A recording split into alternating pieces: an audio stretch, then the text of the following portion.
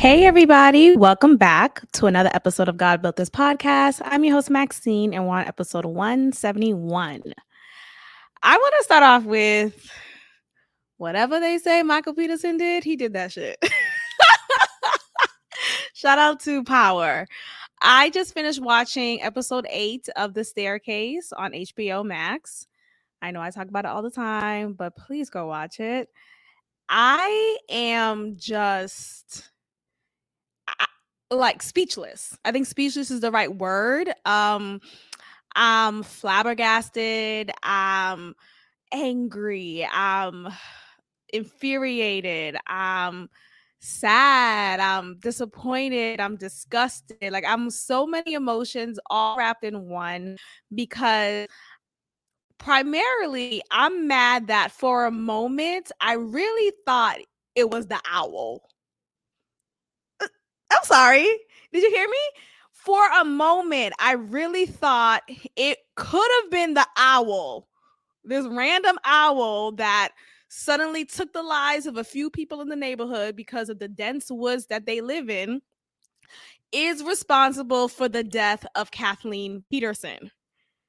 I mean, am I okay?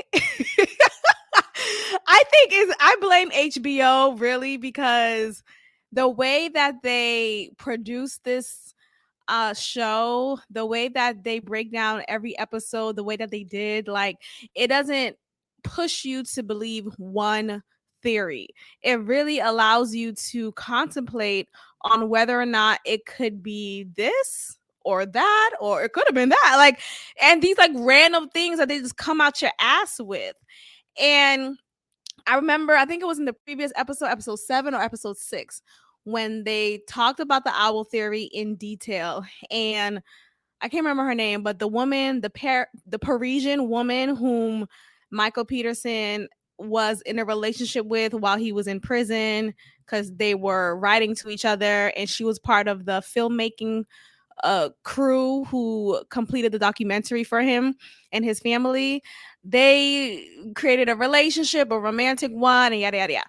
So she was so, of course, just in love with him. I don't know why. Can we start there? Like, I don't know what about this nigga is unlovable. No shot to Colin Firth, because let's go back down memory lane. Like I know Colin Firth from, let's talk about what? Yeah, when he was handsome one. Okay, I remember him from Scarlet. No. What's it called? Bridget Jones's Diary. Y'all, can we go back to 2002 for a second? When he was in Bridget Jones's Diary, I don't know why I liked him. Like he was, just like a funky white guy, but like his character just had a way with sorry, I'm like reading these like headlines. There's a headline that says how Colin Firth's wife covered up her affair. What? What the fuck? No, but okay, so let me just type in, because I'm just going back down memory lane real quick. Colin Firth, Bridget Jones. There we go. Bridget Jones's Diary. Yep, that came out in 2001, and there was a sequel to it. I think there's a trilogy to it. But when he was in that movie, well, he is in that movie. The movie is ongoing. He was obviously much younger. But he was just, I don't know, he was just like this like handsome guy. He was kind of uptight, but he loved Bridget Jones and he didn't know how to be vulnerable. And Bridget Jones had to explore the relationship with Hugh Grant, who was this like bad boy whom she had a huge crush on, but she failed to see this good guy who had a hard time showing his emotions, but eventually they figured it out. Like it was just a very cute movie. And I just remember me back then in 01, 02, 03, just watching these types of movies just incessantly, like just in a row, back to back to back. And Colin Firth was one of those actors who I would appreciate seeing on my screen.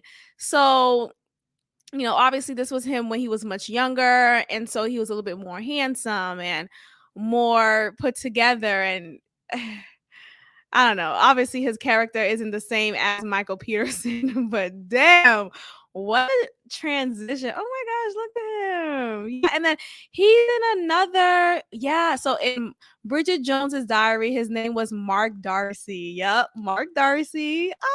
Love Actually. That's the other one that I want to talk about. Love Actually. First of all, that movie was anticlimactic for me. I wasn't really it could have been better. I think it just was just all these other storylines all at once. They never really had a resolution. It didn't really make too much sense. The little boy who had a crush on that girl, it just was like this weird ass, this British people just being weird. But the title of the movie was very romantic. The trailer of the movie was very romantic. It came out in 2003. Like, this was during the time when romantic comedies were hitting like back to back to back to back. And so I saw a lot of Colin Firth in these movies, and he was in Notting Hill. Yo, oh my gosh. Oh no, was he in Notting Hill? No, Hugh Grant was in Notting Hill. But either way, like these like British people, like Hugh Grant, Colin Firth, they just had a way with me back then.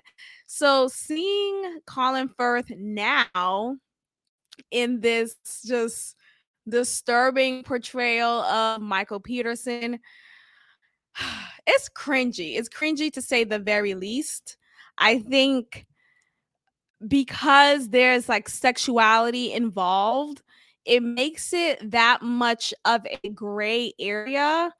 But I feel like, and let's see if I can find her name. That the Parisian woman that he created a relationship with while he was in prison. I'm going to go to imdb.com and I'm going to staircase. And my thing is like, I know like it's the politically correct thing to say, you know, I'll still date a man who is bisexual. And I'm seeing like more videos of that, of people like saying the right thing, saying, "Oh yeah, I see no problem with that." But I'm also still seeing some women who's like, absolutely not. Um, I bring that up because Michael Peterson said that he's a bisexual man, and with this reality, it it should be enough to be like, okay, I'm gonna go now, right? Like as a woman. But these women, or well, this one woman, let me try to find her name. Because I want to keep on saying Parisian woman, Parisian woman. Martha. No, that's his daughter. Hold on. Um, Sophie. Yes, Sophie. Of course, her name is Sophie. She's from Paris. She's from Paris. Of course, her name is Sophie. Fucking Sophie. So Sophie is a Parisian woman who was a part of the film crew who filmed a documentary throughout the trial, throughout just behind the scenes, during the court hearing, all of that. And so Sophie developed feelings for him on a romantic level.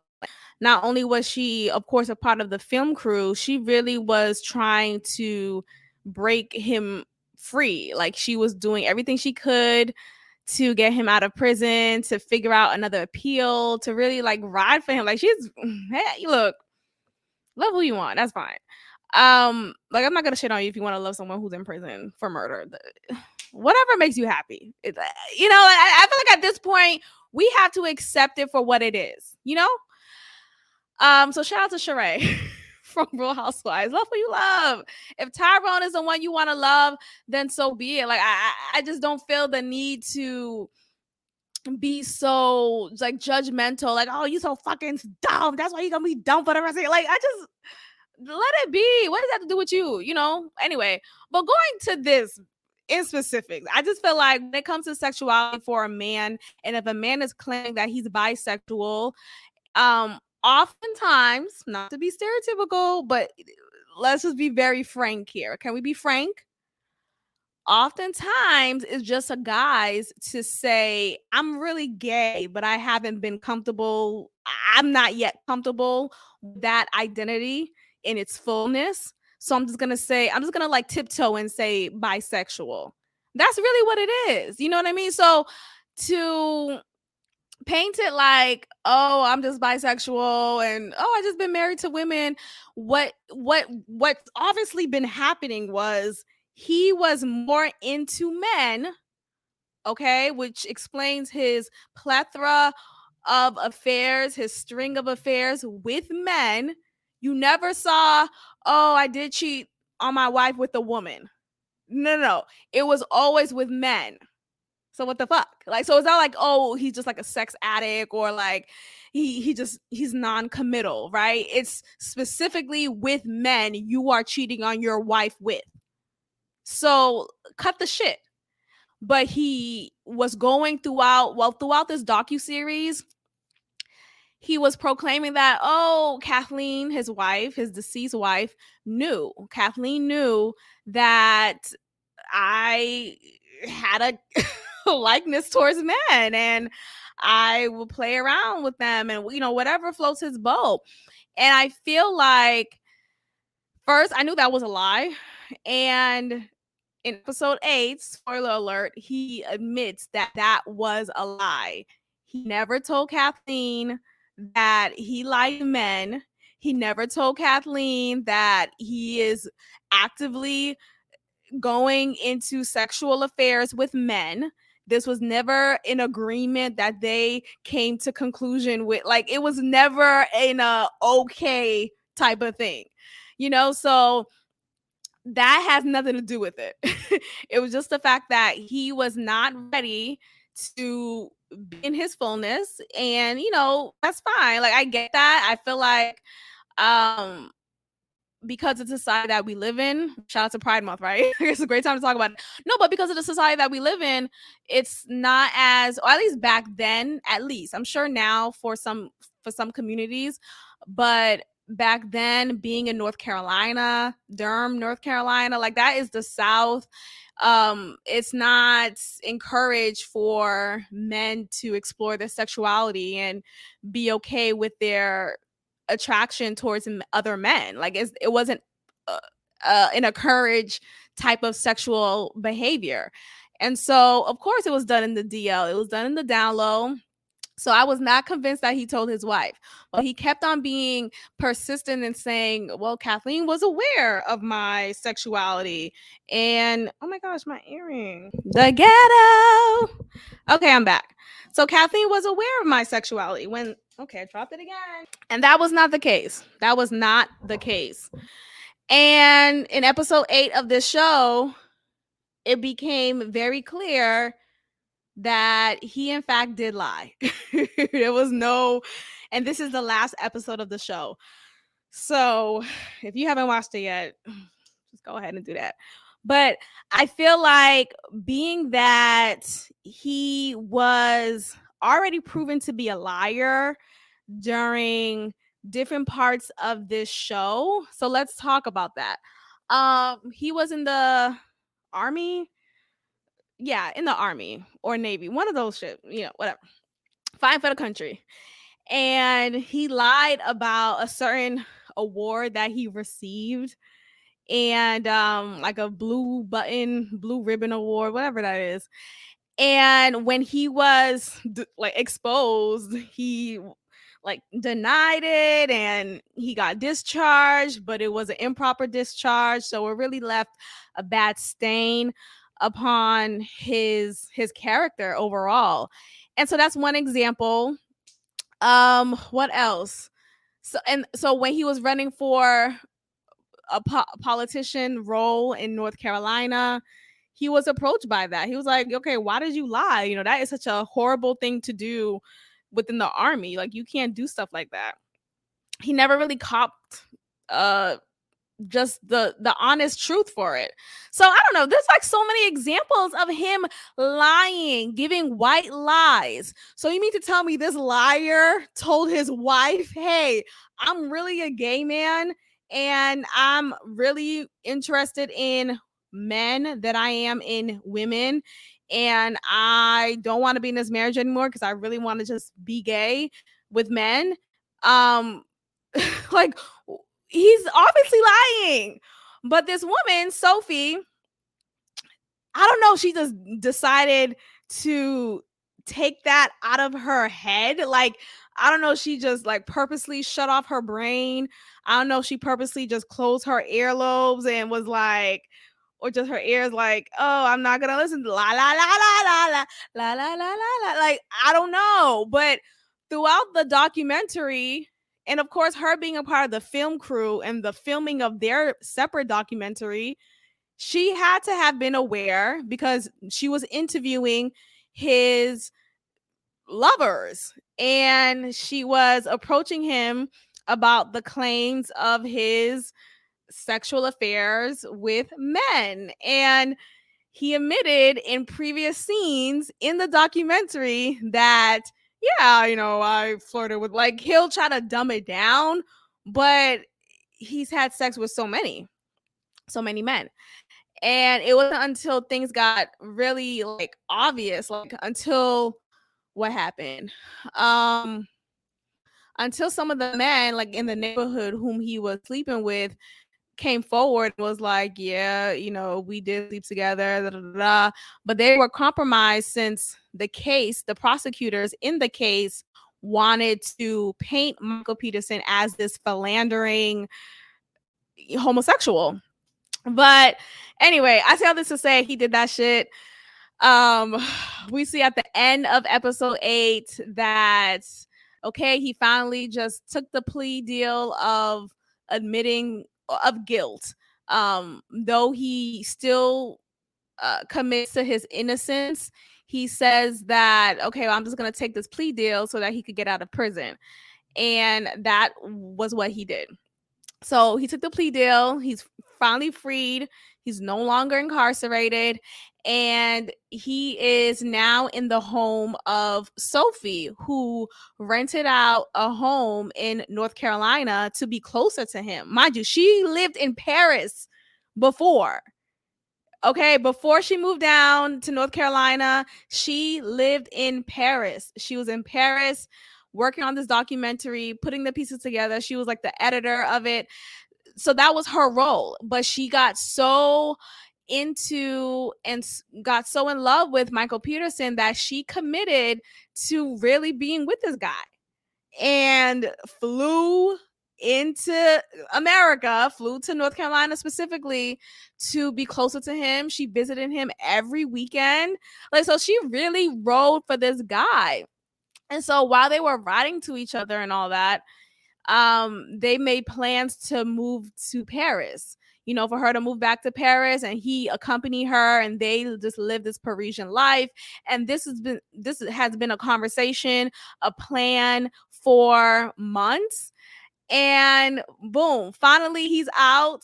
Okay, yeah, we can finally do this Paris dream that we've been hyping up. And this nigga want to be like, I don't want to be with women. That's what he said to her. He said, I do not want to be with women. I don't want to go to Paris with you. And take it. Like, that's it. Like, that's it. And he blurted it out. And the scene was, of course, so emotional. She's feeling like, did you ever even love me? Like, was this even real? We've been planning this for months, for years. And now it's time to go and you don't want to go. And he was being snappy with her previously, or right before that moment.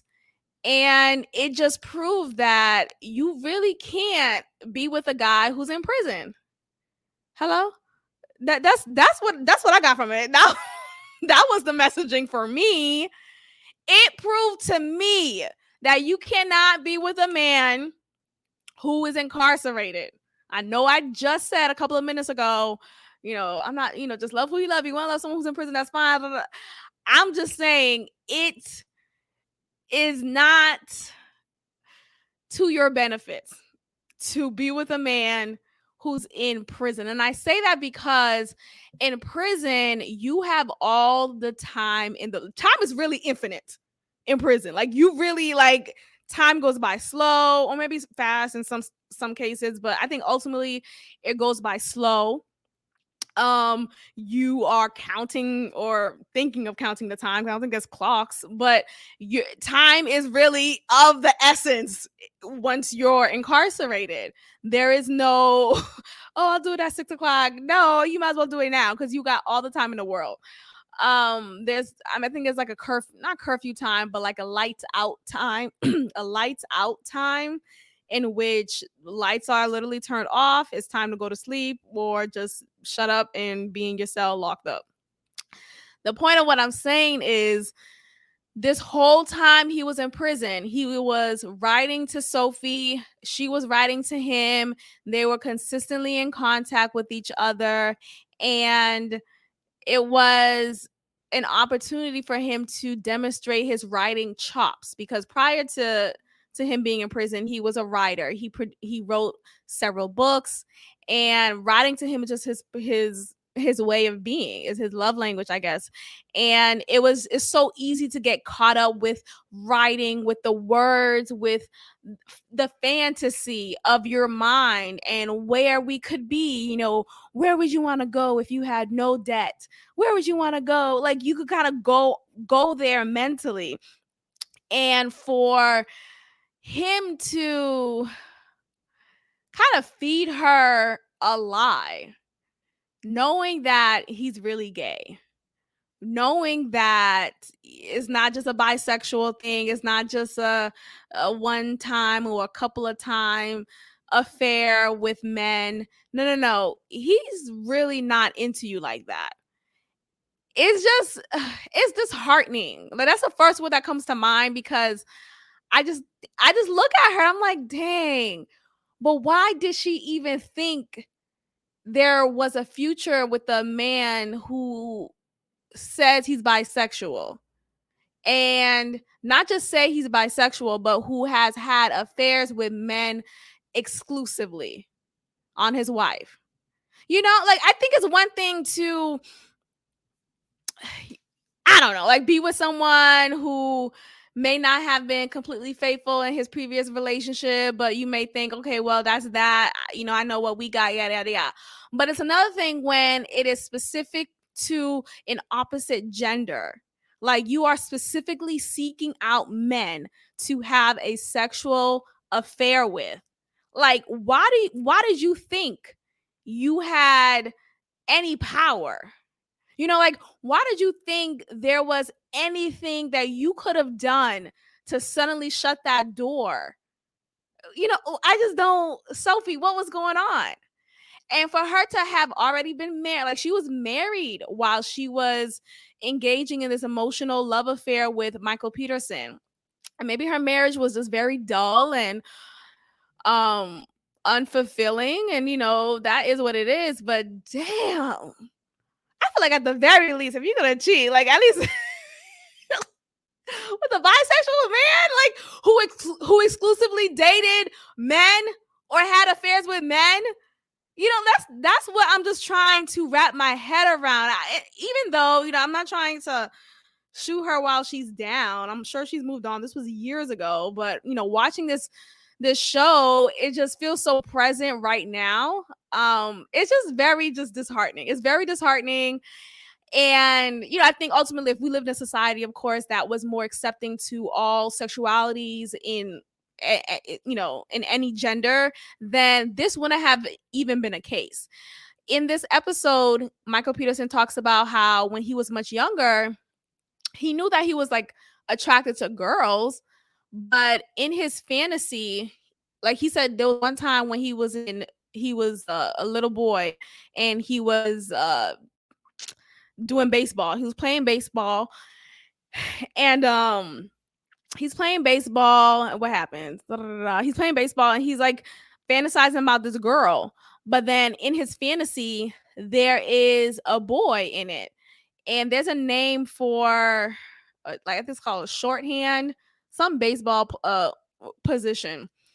And this boy was in his fantasy as well. And he realized in that fantasy that he was more into the boy than he was the girl.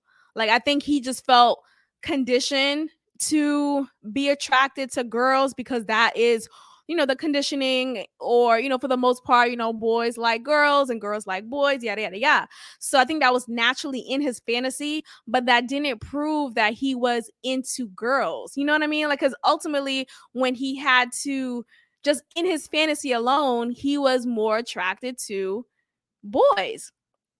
And he talked about that in one of the scenes in this episode, and it just solidified that he is gay. He's gay. And in that final scene with Sophie, him saying he doesn't want to live with women anymore.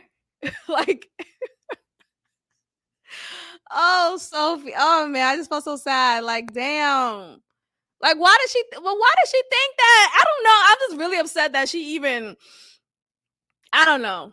I'm sorry to see that. It's just really unfortunate. Um so I didn't want to, what's the word? I didn't want to spoil the show by researching more about this case until I was done with the series. And since this episode is done, is the last episode of the series, it's a limited series at that, I'm going to take some time to just explore it and like figure out, where are they now type of thing. Like, what is Sophie doing? I think Michael Peterson is still living in North Carolina. I don't know what's going on with that. Maybe he doesn't want to start anew somewhere else. But yeah, he did that shit. I think he really did that shit. I think the theory, there was an episode where they fully fleshed out what it would have looked like if he killed her hit with his bare hands. And I believe that theory. I think she and they painted it out in episode 8. There was, okay, so what happened was Kathleen, she was, and then another thing, Michael Peterson was kind of like a bum, really. Like, he didn't really have much going for himself. He relied on his wife to really like take care of him. His wife was working long and hard in a firm, not as a lawyer, but she was like one of the business partners of a firm, something. And that job brought with it a lot of stress and high anxiety and pressure. And apparently, because of how their 401k is matched or set up, that at any instant, her savings that was well over $1 million suddenly just crashes and is now $12. Like, wait, what the fuck is that? Like, I don't understand. So she experienced that, and she told her husband that, and he's like he lives in like a la land. He's not really much of a provider. Everything is really on her. He didn't really accept that from her, or he wasn't like, okay, well, we're gonna get it to, we're gonna build each other up, I'm gonna get a job. Like, it was nothing like that. There was no fire to him. Like, he wasn't a provider. Like, he had an office in the house, but that office, I think it just only consisted of him writing, typing his next novel or an article or whatever. And it was never an instant that was, oh, I worked long days at work. It was always Kathleen doing the work, doing the provision. And I think ultimately, when you have a partnership that is one-sided, and even if it's on some, okay, maybe the woman, the wife here is more of the provider role than stereotypically the man is, the husband is, I think that's still fine. I know I said like episodes ago that that's not really like, if things aren't done in like a natural order, then some resentment is had. I still kind of believe that, but I feel like ultimately, if one person is only bearing the burden of just maintenance and upkeep of the lifestyle that we're living, then that's going to just be a grunt on that person, just naturally, whether it's a wife or a husband. So either way, if the wife is the one who's more of the provider, or if the wife is the one who makes more of the money, I don't think that's a bad thing. I just think if the husband is not showing provision in any way, then naturally there will be some resentment had for both parties. I think it's also some resentment from the husband, like, damn, I wish I could be more of a provider to my home, and he's not much of a resourceful guy. Instead, what he does was I remember there was a scene when he was. I don't mean this is 30 minutes in. Let me. I'm gonna wrap up with this topic. Hold on, but it's so fascinating. Oh my gosh! But what happened? So he makes more time jerking off in a Blockbuster adult section in the store than he does providing for his family and his household. Like, what in the world is going on? I feel like prior to Kathleen even knowing or having a hunch of him being bisexual and more so gay, I think that alone would have been enough. And what I mean by that alone, I think him alone not being the provider that he could be or that he should be, not helping out around the house, not doing much in the house, that would have been enough for me to be like, divorce. Like, what are we talking about? Like, what are we doing here? Like, that's enough. And then after the divorce, I find out, oh shit, he was really into men. Oh, like, oh, well, at least I left that marriage, you know? But for him to just like not give a fuck. Like, there was a scene when in the whole Blockbuster thing, I didn't just make that out of my head. Like, that was a real scene, a real moment that happened in which, you know, remember Blockbusters, you could go into a video store and watch in live time or like watch a video in like a little booth section of pornography. Like, what? I just can't imagine doing that in public. That's so interesting. I remember one time I went to a porn store. Was it a porn store? Not like, you know, a kinky store. Because I was just like, fucking kid, I want to see what's going on in here. I want to see. So, you know, being a Black woman walking in and, you know, kind of getting the impression, and I don't say this to brag, but I do get the misconception of looking younger than I am. And I'm not saying that to brag. I really am not. I'm just saying that I get that often. So being that I get that already, I knew as soon as I walked into that store, I would have been approached with a, ma'am, are you lost? And this was like mad years ago. So I looked even younger, but I was of age. Anyway, what happened? So I walked in. This was like in the Hicks of Boston. Like, it was, yeah, it wasn't here in Houston. It was like in Boston, but like in a more deserted area. Anyway, I was just like kind of curious. I would see it often when I would drive a particular route. And so I wanted to see what's going on. I'm walking in. It just felt so uncomfortable because one, it was deserted. And of course there was a clerk there, but it was just like this older white guy, kind of definitely overweight, stomach hanging. And he's looking up at me every second, like, are you like, he just felt uncomfortable that I was there. And I felt uncomfortable at that point. Like, you know what? I'll just fucking go. So that was that. But I say this to say, when Michael Peterson went to the Blockbuster, it was understood that he was there for a particular thing. The cashier knew what he wanted and where he was going to go. That was it. Like, it was an understanding. So for him to frequent there and for Kathleen Peterson to not have an inkling, at least in that moment, there's other scenes that showed he was flirting with a man, like a man who was obviously gay. And I know you can't tell someone gay. You could tell. Stop. You could tell. You could fucking tell. So there was moments when they would go to like parties together, like galas, like very formal parties.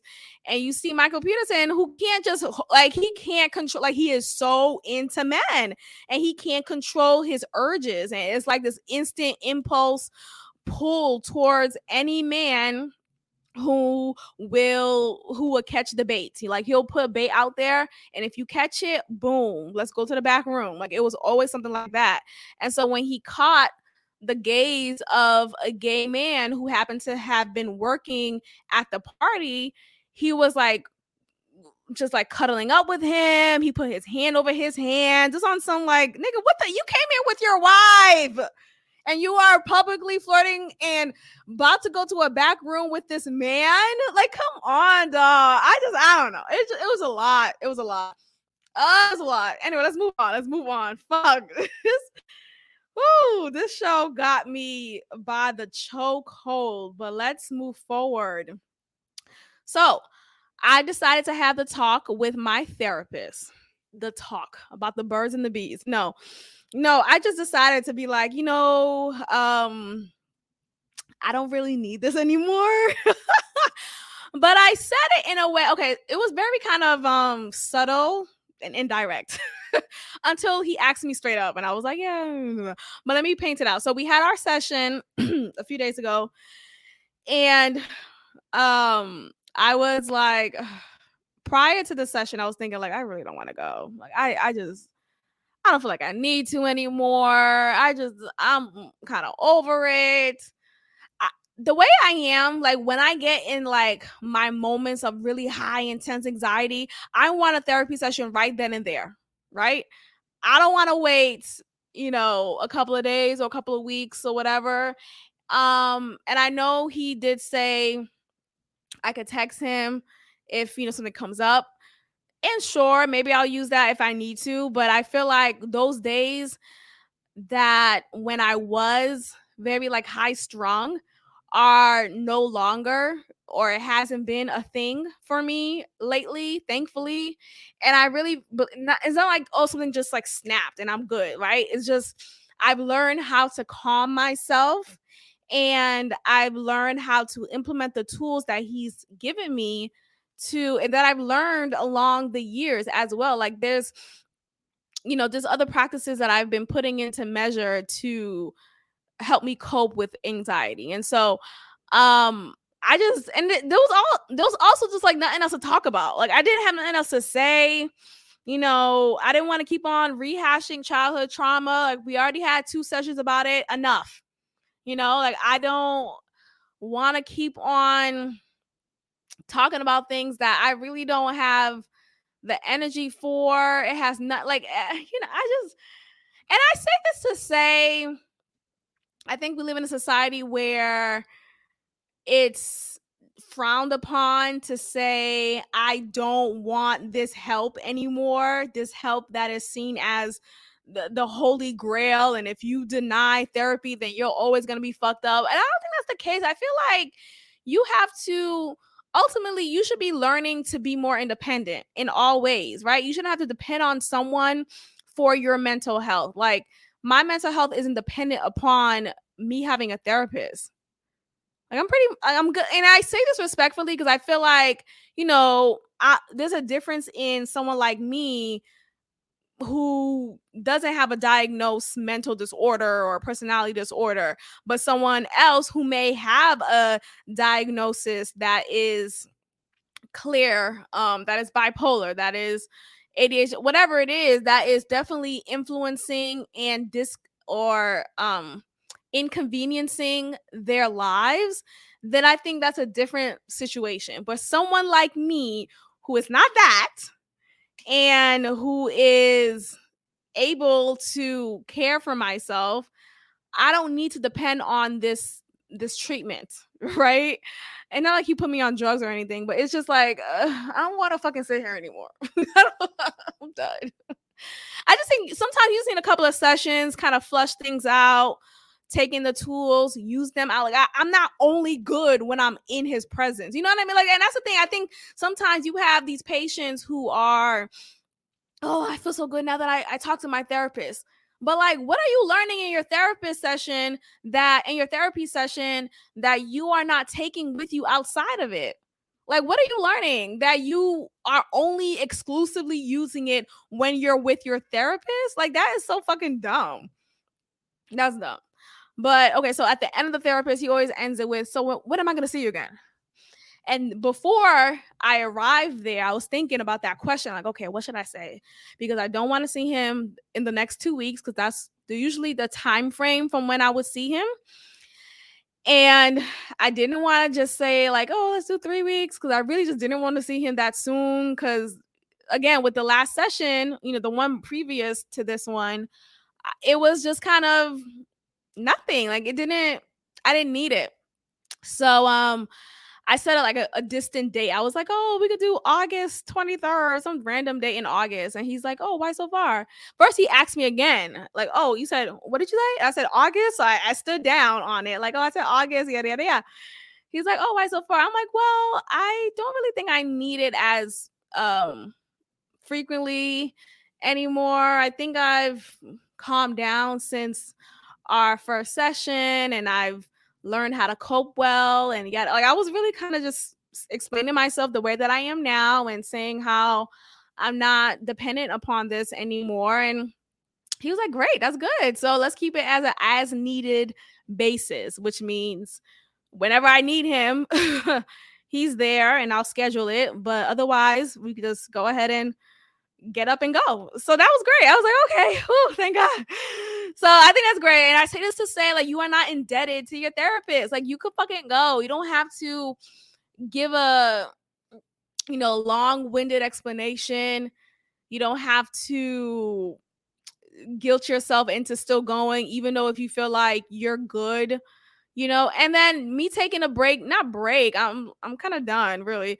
But like, just me saying I'm done now doesn't mean that I won't ever go ever. I'm fucking done. No, I had a great sessions with him, and if I need him again, it'll be an as needed basis. So I'm happy that I did that.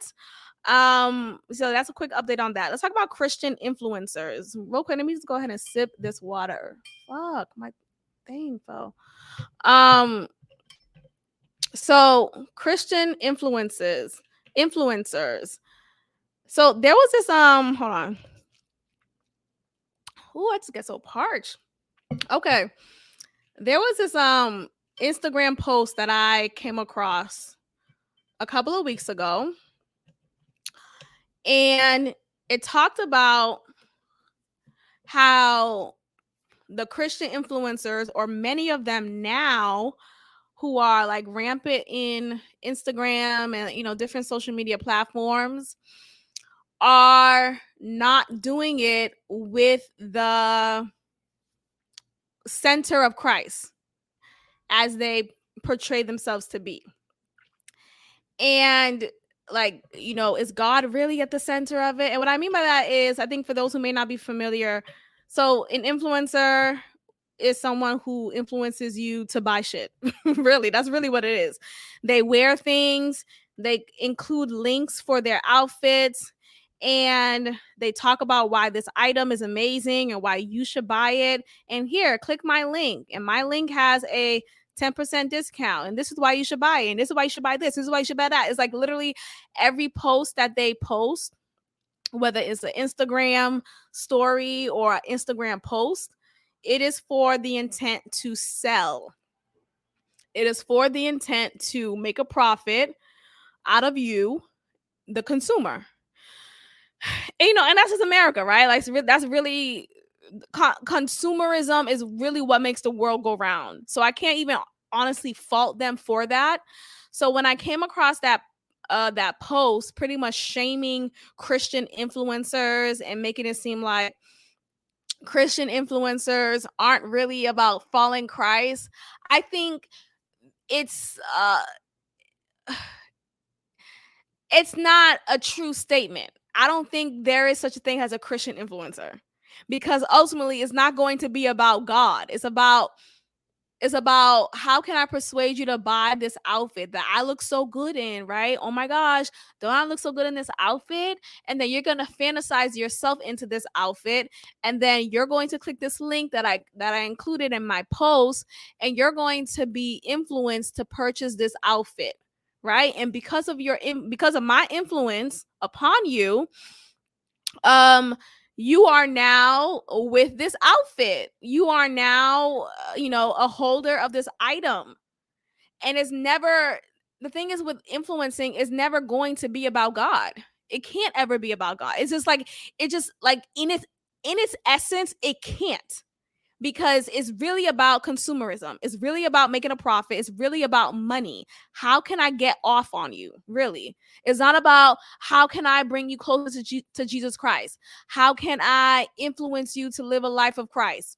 Right? Like, you could, and here's the thing that I would notice in Christian influencers, they would what happened? Like they would post a Bible verse here or there, or they'll show a live sermon that's happening at their church that they're in attendance right now, and it looks optically nice. But after that sermon that you posted, you're going to include a link to sign up for your class that has a $25 registration fee. And then you're going to show me a link to your workout gear that you wore to the gym for your training session. And then you're going to include a link that links you to the trainer who charges $600 for 4 sessions. Like, it's always going to lead to money. So this whole, like, I feel like that post of whoever that woman was, because she was a Christian influencer. She's a Christian influencer as well. And she's like shaming other Christian influencers, talking about, is your post really about God, or is it about you? Like, is it about vanity? Is it about, like, are we seeing God in your post, or are we seeing more of you and vanity and beauty? And it's just like vain shit. And I feel like it just came out very judgmental. Like, I think, like, we have to recognize that this is how some people make a living. A lot of people make a living off of a post. And you have to make it, like, you have to sell something to earn a profit, and do it continuously to earn more of a profit, to earn a real profit. And it's not the PROPHET profit. No, it's the money profit. It's the PROFIT profit is what it is. So this whole idea of, is Christ at the center of it? I mean, what? How can he?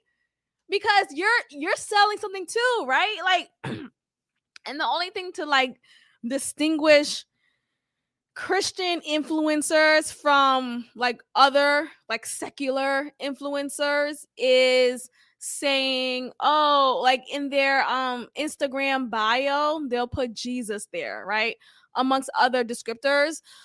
But they'll say follower of Christ, or Jesus, fitness, family, right? Or faith, fitness, fashion.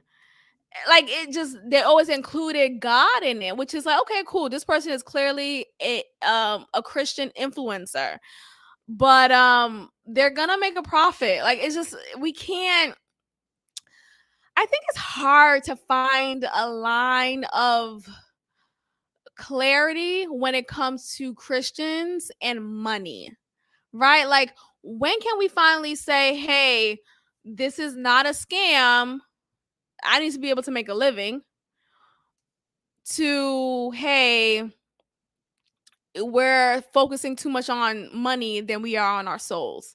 Like, I don't know where the line could be drawn. I don't know if it can be drawn.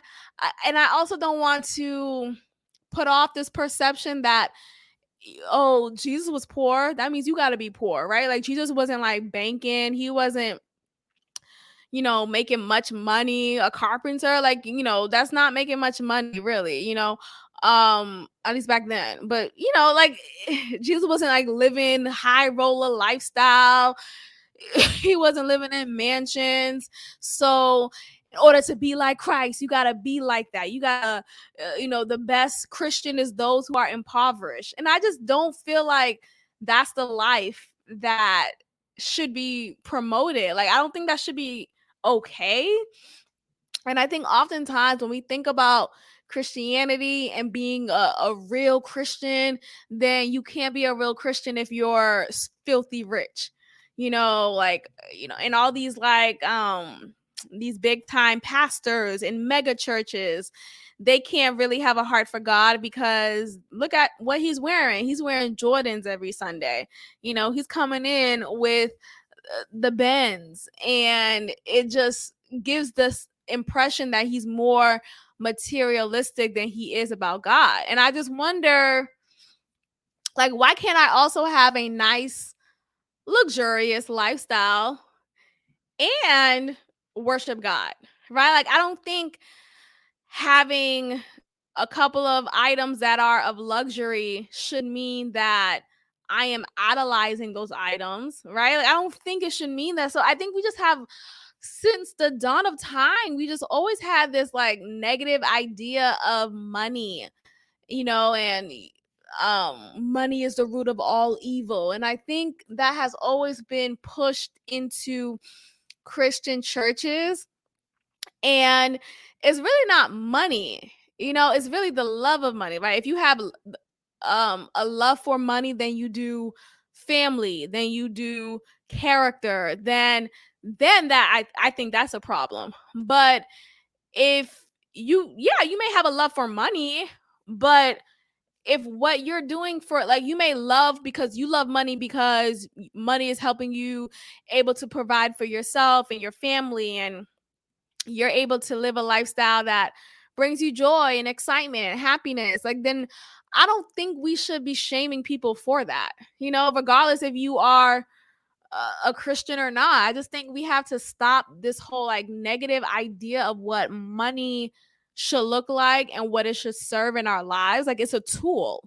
It's a tool that we use, and you can use it for good or you can use it for evil. But money should be used as just a tool.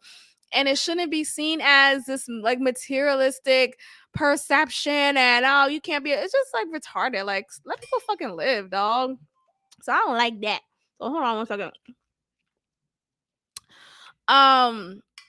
So yeah, I don't like that.